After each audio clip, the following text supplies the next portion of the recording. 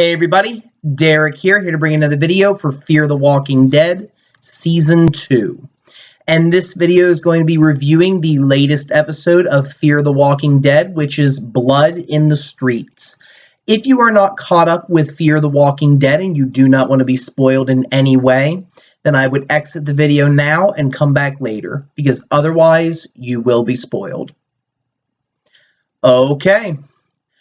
So this was a very good episode. I'm really starting to have a lot more faith in Fear the Walking Dead every week as it continues to get more exciting. It continues to get more entertaining. The story is really coming together very well, and I'm really liking the development of the characters. You know, we saw each character get their big moment in the episode. I loved how everything came together, and I loved how we finally got a little bit more information about Strand and who he is and what he's doing. So I thought that was a very good setup, and I'm really looking forward to how they're going to resolve everything next week.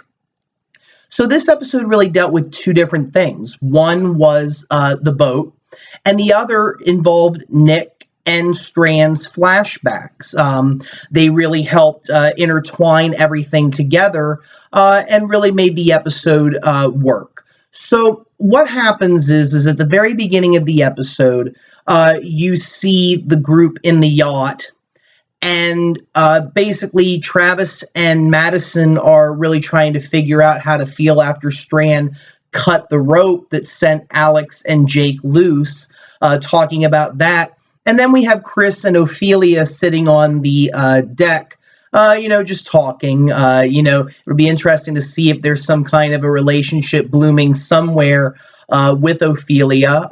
She is the only other female on the boat other than Alicia that is not in a relationship at this point. And we saw Nick seem to have some kind of an interest in Ophelia, and whether Chris does or not is hard to say, but it was definitely nice to see the interchange between the two and talking about their past a little bit, really relating to each other about things that they had done.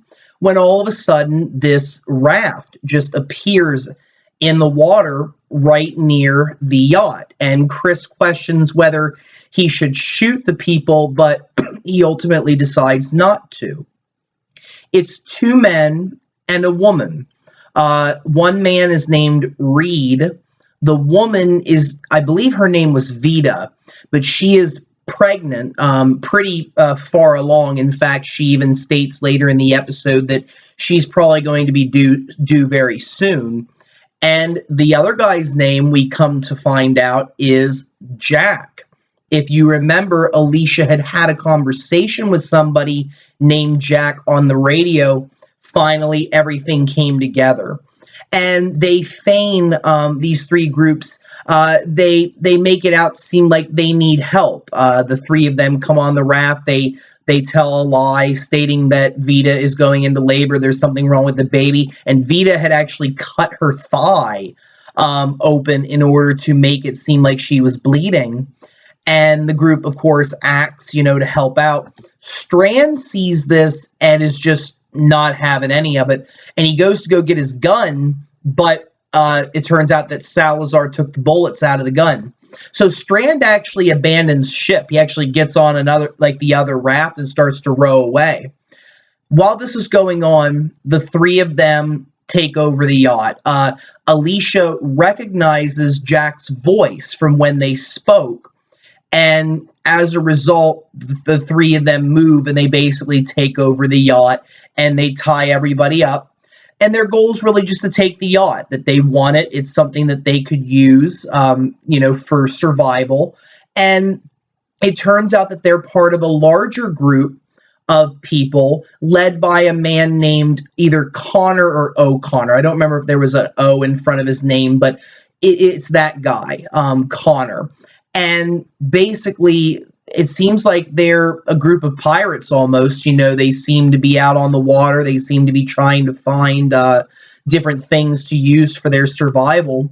But the three of them basically want to take the yacht, and they want to get it running. But, of course, Strand leaves the yacht And whenever the others find out that this happened, they shoot at him. Reed and Jack shoot. Well, I guess it was just Reed who shot.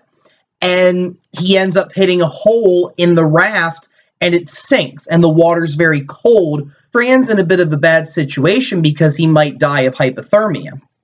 So while he's in the water trying to survive on the yacht, basically everybody's trying to figure out how they're going to get out of this. And, you know, a lot of the group, like Madison, Chris, Ophelia, and Daniel, they're all just trying to find their opportunity, whereas Travis and Alicia are more involved.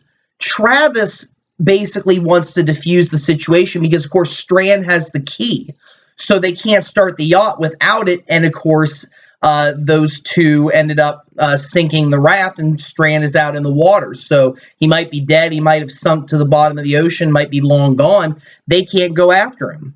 So Travis says, well, I can hotwire the yacht. You know, it's all computer. You know, it all operates using computer technology. He says that he can do that, so that way they can take it.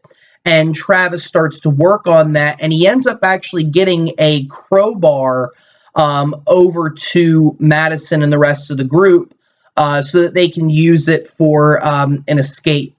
Alicia takes a little bit more of a forward approach, and because she has this connection with Jack, Jack agrees to watch over her, and we come to see that Jack really is not, it doesn't seem like he's that bad of a guy.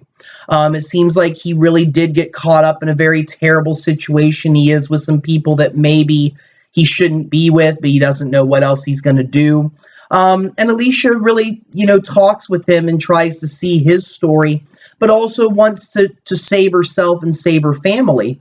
And Jack actually says that O'Connor likes him, that O'Connor listens to him, and that as a result, he thinks that he can make sure that the group gets spared, and that he'll actually take Alicia back with him to wherever they're at. And Alicia is fine with that as long as her family is safe. So obviously she's hoping to look for a way out there and also to keep her family safe. So it was nice to see Alicia taking a lot of initiative and actually seeing her getting involved with everything, because we haven't really seen a lot out of her yet. And to see her being that way was really nice and shows how strong of a character she really is, and that she is resourceful, that she can and does have the ability to survive. So I thought that was pretty neat. And what we end up getting is Connor finally comes to the yacht with a couple other of his people, and he takes Travis and Alicia back with him. So they get separated from the group, so they get taken away, and this, of course, leads to the events at the end of the episode, because this also involves what Nick is doing. Now, as we saw in the sneak peek, Nick was out on the yacht, well, he was out on the beach. He had been sent away, and he had been sent away by Strand on a mission to find somebody named Luis Flores. And throughout a series of flashbacks, we find out a little bit about Strand's past and what he's been up to, and how this all connects with everything that he's been through so far. And what it turns out with Strand is that it seems like he was some kind of investor, or he was some kind of person who maybe he was involved with the stock market, maybe he was involved with property, things like that. But when Hurricane Katrina hit, according to the story, Strand lost all of his money. Strand basically went bankrupt. He goes to this bar, and he meets a man named Thomas Abigail. And, of course, Abigail being the last name, or the name that's on the yacht, so it must belong to them. Thomas Abigail is a businessman himself. He's involved with a lot of property deals, it seems. That's really what he invests his money in. But Strand is a very resourceful man, you know, and I think at that point he was desperate. He needed to figure out something. So what does he do? He gets Thomas drunk takes him back to his hotel room and steals his credit cards, hoping that, they'll never run into each other again. Well, luck runs out for Strand, and Thomas Abigail does end up finding him, and he brings along this man named Luis Flores. And it turns out the two are brothers, but they're like step brothers, I think. I believe what happened was I think Luis was brought back to the house and was raised along with Thomas. So I don't think they're related biologically, but they are at least close. That seemed to be the relationship. And the three of them meet up in this hotel room where Strand was staying, and it turns out that Strand had took over $30,000 away from Thomas whenever he stole his credit cards. So they basically force him to become part of their business. They don't kill him or nothing. They instead decide to use his resources.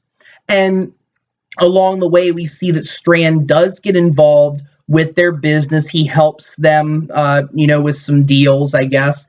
And he ends up going down to Baja, where the mansion is at. There is this house that, we've heard about. It turns out it does exist. And I think it belongs to the Abigails.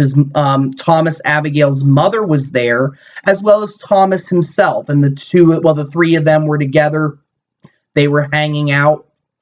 And we also find out that Thomas and Strand are romantically involved. The two men are in a relationship together. So it was nice to see Strand's background, nice to see where he came from, at least before the apocalypse happened, because the reason that he was in the United States was, I guess, to close a deal before everything went to heck, with the virus spreading around. So that seemed to be what was going on there. And he ends up leaving Thomas behind so that he can go make the deal. And of course, this leads up to the events of season 1, where he presumably was taken and was held captive by the soldiers, which leads him to joining up with the group. So it was nice to see his background. It's nice to see why he is doing what he's doing. And what we see in the present is that Nick, he kills a walker, uses the blood as a mask like he did before, and he ends up finding Luis.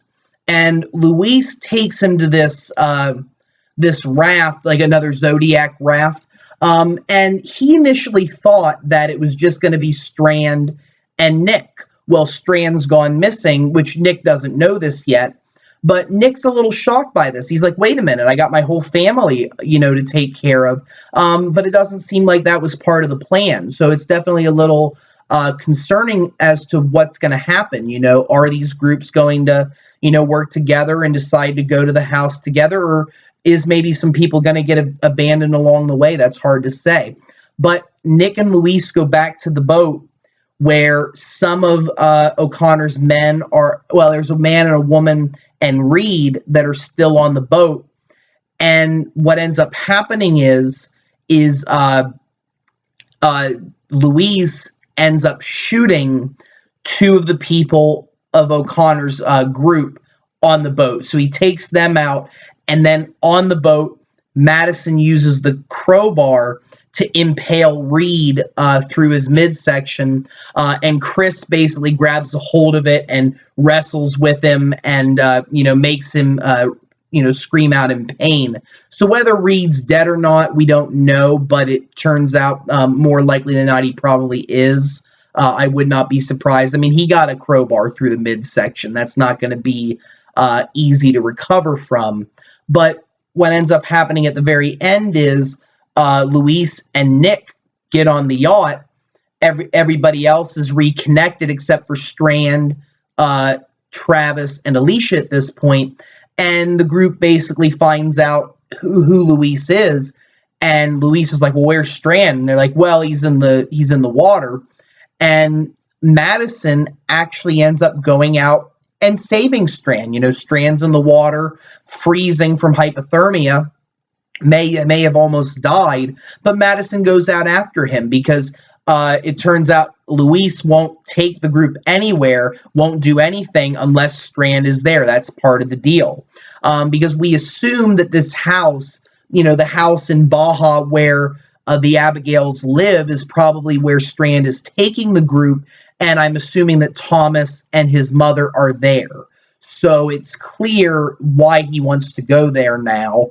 But the question is will he take the rest of the group, and will they all cooperate in saving Travis and Alicia, because they are separated. They're with O'Connor right now. So we're left with that cliffhanger. We're left to wonder what's going to happen, what's going on.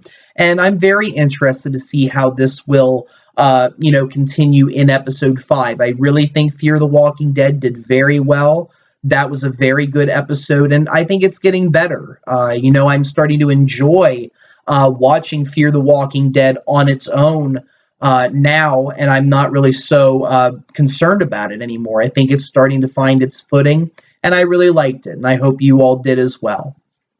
So with that, I'm going to bring this video to a close. I want to thank all of you for watching. If you have any questions or comments, don't be afraid to leave them. Feel free to subscribe. I do have more videos coming. And if you have any suggestions for future videos that you would like to see, don't be afraid to suggest them. Have a very wonderful evening, and thank you very much for watching.